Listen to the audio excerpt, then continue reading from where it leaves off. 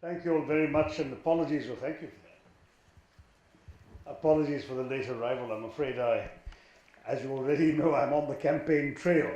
And the one thing I have to tell you about being on the campaign trail is you can't have any control over your schedule. So it's a small miracle that I'm only an hour late and not worse. But I'm sorry I missed the, I'm sure, very useful comments that others have made.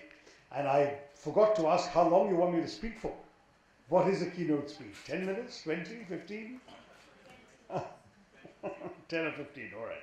I'll try and keep it to that. You know, it's a subject that obviously we've all been thinking about a lot of late because Women's Day was on the 8th, and as a result, many of us have been in various events, though in my case being here mainly in Malayalam, talking about the challenges of that women face. I mean, I've often talked about the fact and written about the fact that India is a very unusual paradox in many respects, because women suffer some of the greatest discrimination and inequality imaginable, but have also had some of the most remarkable successes imaginable for women anywhere in the world.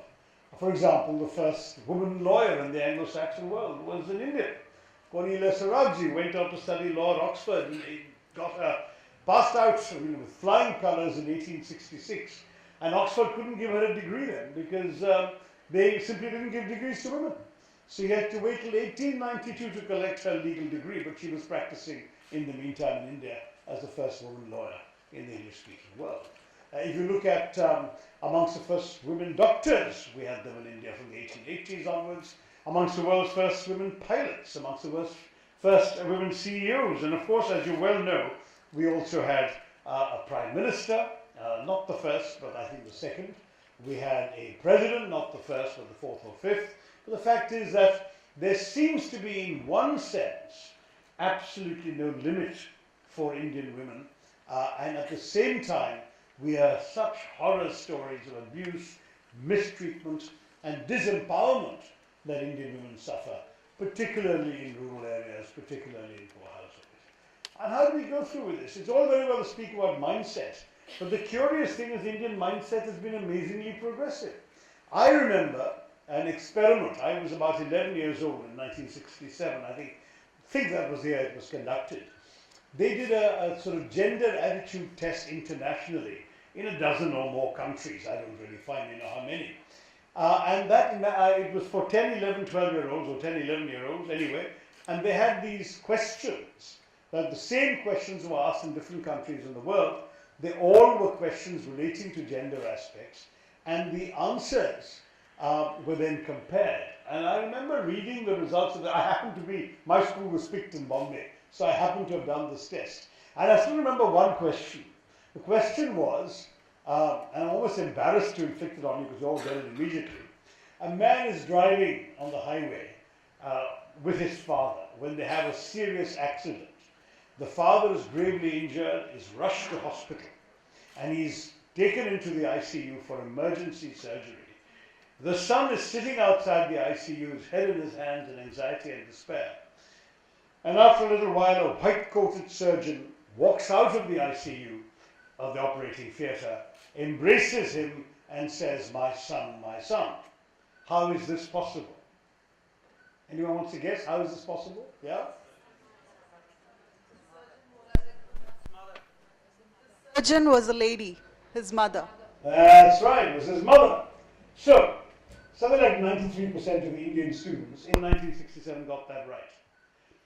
I think the Swedes came second with about 30-odd%. The Americans, 3% got it right. Why? Because the very idea of a female surgeon just didn't occur to American students. Whereas to Indians accustomed to seeing women in various positions of authority, including in doctors' coats, this was not a problem. So, in a peculiar way, one could argue that the mindset issue is peculiar because there is also this very progressive, enlightened mindset. Do you know today, I write a column every month in The Week, and a few months ago, I wrote about something I discovered in an idle moment of trawling the internet, which is we have one of the world's best ratios, I think the world's best ratio, of women pilots, women commercial pilots in the world. we are something like double the world average. Now, I've got the exact figures in the week article, so read it, but if I remember right, it was something like, I think the world has something like 13 pilots, 13 female pilots per 100 or something, and we have 26, or it may be the world has 6.5 and we have 13. Whatever it is, we are doing very well in these areas. And all of you have taken flights, I'm sure, where you've been greeted by a female captain from the cockpit. Again, that was still relatively unusual in many Western countries, and apparently we are still doing better than most countries in the world. So mindset alone is not the challenge, because obviously we also have a situation where education and prosperity seems to have no correlation with mindset. Otherwise, why would a terribly prosperous state like Punjab or Haryana be the place in which the largest gender equity discrimination appears to be happening, where we have, at worst, I think about 6 years ago, Haryana was as low as 793 women for 1,000 men, presumably because they had managed to abort most of the babies before they could be born as girls in this unfortunate world.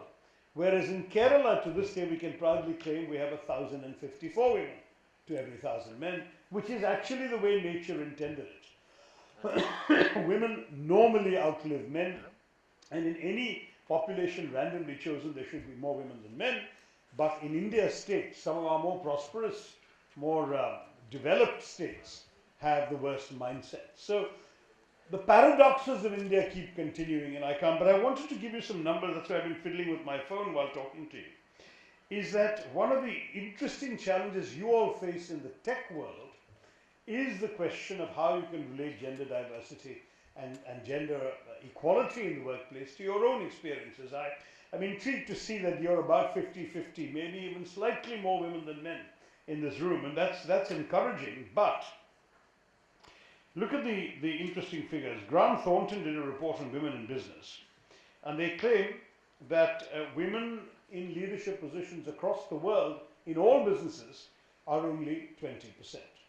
That's today, the 2019 report, which suggests, okay, the figures must be 2018, but it suggests that progress since the world first heard of women's lib and women's equality in the 60s has been pretty glacial, if it's only 20% today. It was 14% in 2014, so maybe it goes by the calendar year and we'll have to wait for the year 3000 to get to 100%, but I'm joking, don't take that seriously. Now, the question of the glass ceiling becomes even worse in India because the World Bank has a listing of 131 countries in terms of purely female labor force participation rates. That is, how many females are in the workforce. Out of 130 countries, India ranks 120. That's the reality we have to live with. Now, even in your world, the tech space, the numbers globally are not terribly thrilling. In the US, for example, 76% of all tech jobs are held by men. In the US, the relatively enlightened US. Amazon has 39%. Women, I beg your pardon. Amazon 39%, Apple 32%, Facebook 35%, Google 31%. These are the more enlightened companies. They're also large enough to be able to accommodate diversity more easily, and this is what they've got. So then I stand here from the world of politics. And what do I have to confess to you? We're pretty bad at this, right? We've got a population that, despite Haryana and Punjab and everything else, is almost 48 point something% female nationwide, and only 11% of parliament is female. Now, my party, the Congress Party, has actively propagated the Women's Reservation Bill. We actually passed it in the Rajya Sabha during our tenure, UPA 2, but sadly, the BJP, which in theory supports the bill and did at that time, has not even bothered to introduce it in the Lok Sabha, and now this Lok Sabha is over, so there is no women's reservation for constituencies.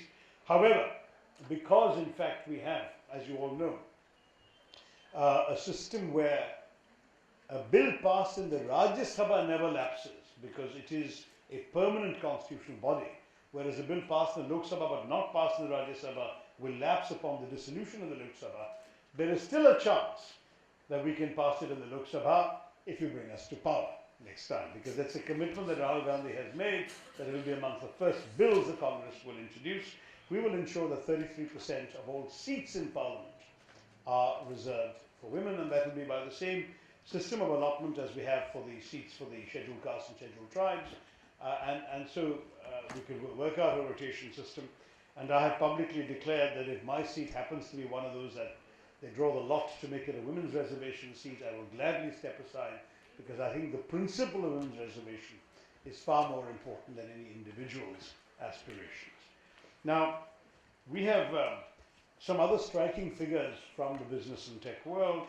The World Economic Forum in Davos is considered in many ways the archetype, right? The archetypal gathering of modern 21st century businesses. Well, this year's Davos, there were 3,000 delegates registered, and only 696 of them, 21%, were women. So these are the modern movers and shakers of the business world, policy makers, decision makers, board members, CEOs. Only 1/5 of them are women. So what do we do? I mean, I don't want to just end up diagnosing a problem without suggesting something. One thing seems to me we could think about very seriously is, oh, thank you. Then you're going to get 5 minutes more of me. Thank you. Thank you. I'm already too sweet, you know that. So one very important thing, I think, is to constantly encourage more women in the STEM subjects: science, technology, engineering, and medicine. I say this not out of tokenism, but because as an MP, I have attended and given away prizes and medals at God knows how many convocations in the last 10 years. Certainly close to 3 figures.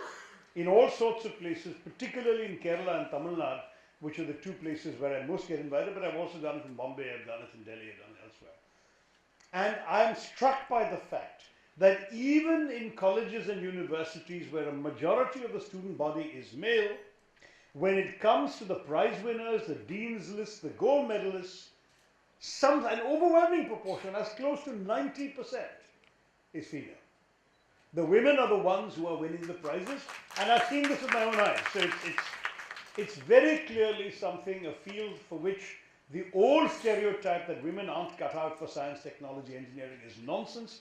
Your presence here is proof that it's nonsense, but it's also borne out by the success of these students. I've been to convocations in Trivandrum here at the Dental College, the Ayurveda College, the Medical College, the Rajiv Gandhi Biotechnology Center, you name it.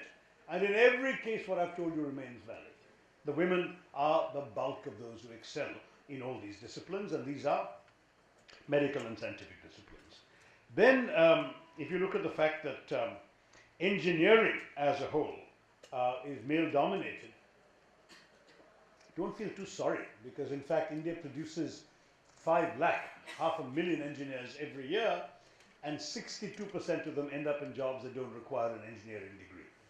So the truth is that in our country, there's a big mismatch between both what our education offers and what the marketplace needs, and also a deep variation in quality of education, where bodies like FICCI, ASSOCHAM, CII, the employers' bodies, routinely fill in questionnaires scoring about 80%, saying that, I beg your pardon, I didn't express that well, fill in questionnaires estimating that 80% of those who apply for jobs are unsuitable or not ready. That's why even big companies like Infosys and TCS, after they hire you, that is, you're good enough to be hired, they re-educate you. It's not on-the-job training. They actually put you on a campus. You should go and see the Infosys campus in Mysore. It looks like it was popped out of some college town in northeastern America and parked in Mysore. It looks like an American campus, and it really is a campus, because they're actually teaching students what they should have learned in college but haven't in our system. So I'm not too worried about it, but STEM, generally speaking, I think there is a great deal of potential for women, and if it so happens that they're most poorly represented in engineering, don't feel sorry for them, because you should feel sorry for the men as well who haven't done too well out of that. Another curious question, you probably know the reasons for this better than I do. is that tech companies in India have found it very difficult to retain women. Did you know this? I was surprised to find this. I'm looking at some data that my staff had collected for me. There is a survey um, by an organization called Belong, which I believe is particularly working on women in the workplace. And they say that 29% of women in a company start at the beginning of the year, 7% is the figure at the end of the year. And I find that surprisingly dramatic, such a big dropout rate of women. But the argument that is made is substantiated by a survey of women engineers from Tier 1 institutes. The survey period is 2005 to 9, so it's a decade out of date, but it's interesting. Nearly 45% of women who had graduated from Tier 1 institutes, that's IITs, BITS, places like that, nearly 45% moved out from core engineering jobs within 8 years. And they went into other fields, not that they gave up working. They went to consulting, product management, marketing. Now the women here can tell you why that's happening and whether you plan to do the same thing. But that is a disturbing trend. If you're looking at promoting gender equality in the workplace, gender diversity, why is this happening? Partly it may be that women are either pressured into or personally desire to have children, and once they've had children they find the core engineering jobs are more demanding, and that doing marketing or consultancies gives them more freedom to balance their responsibilities as homemakers as well as professionals. I don't know. Women would know better. But this is undoubtedly an issue, so that when women say that other things being equal, they find employers are often picking male candidates. This could be a reason. I'm not defending them, I'm not justifying it, I'm pointing to a particular problem. So we do need to actually work with employers to promote an understanding of the need for gender diversity. There is the argument that it is in the interest of equity, it's socially desirable objective. That rarely works with a hard-headed employer because they're only interested in their bottom line and the success of their projects or whatever. But there is actually economic utility in greater diversity in the workforce. For example, there's been a study that says that our GDP in 2025, which is estimated currently at likely to be 4.83 trillion, will go up by between 16 and 60% according to McKinsey if we enable women to participate in the economy on a par with men. This is the McKinsey Global Institute study. Niti Aayog claims that if the present workforce of women, 24%, which is why we have such a poor labour participation ranking, if that doubles to 48%, then we can increase our GDP by, up to easily 10%. That's Niti Aayog. So the reason is that there have been other studies that have established that more women in the workforce actually translates into increased revenues and profitability, because female employees usually bring in different perspectives and ideas from men. A fascinating management study of teams which had more women and teams that had fewer women or all men, and apparently the teams with more women across workplaces showed a higher average IQ, greater confidence, and more success rate than the teams with fewer women. So there is essentially enough survey material to substantiate the arguments we can make with employers. And of course there is the question of the need to make it possible for women to actually give their best. So mandating, for example, that workplaces of a certain number should actually provide, for example, benefits and support for young mothers. Having a creche or a childcare center in every large company should not be seen as an unnecessary expense, but rather a useful expense to promote the productivity of their women employees. So that's something that it seems to me we could do. If we can't do it because companies don't want to do it, then I'm certainly in favor of building it into the legal requirements. I have been separately arguing that if we can have companies of a certain size obliged by law to set up vocational training courses, not only for their own employees, for outsiders. The idea would be they can pick the best for their own company if they want, but the rest will then emerge with diplomas and certificates and can be useful in the national and global marketplace. And that kind of logic, the same logic, I would say, we could mandate that companies beyond a certain number of employees, let us say beyond 50 employees, will have to provide a creche or a daycare facility. And if 50 employees means you have 20 women, a decent sized room and a professional attendant ought to be enough to be able to do that. The other thing, of course, that is interesting is the issue of maternity and paternity leave. This came up in one of the discussions I was at. The fact is that in progressive countries, the cost of maternity leave is actually a shared cost. The government bears some of the burden, the employer bears some of the burden, the employee through insurance or social security bears some of the burden.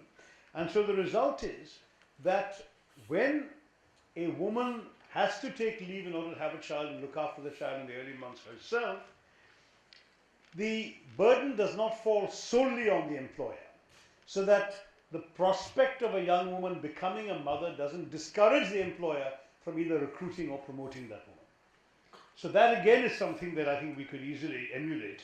I've discovered, for example, in Singapore, the employer pays 8 weeks of maternity leave and the government pays 8 weeks of maternity leave, so the woman gets 16. In Australia and Canada, 100% is paid by the government, not by the employer, so there's no cost to the employer. I wish we could afford to do that. I wouldn't mind seeing if that's possible to do. And in France, there is a social insurance scheme, so you, the employee, are paying something, a little bit, a modest amount, and the insurance scheme takes care of it. But mixed contributions from employer, employee, and government, or in some cases other public institutions like social security schemes, could make all the difference. I've taken longer than I should, and I've been getting urgent calls coming in while I was speaking, but I think you've got the general picture I'm trying to portray.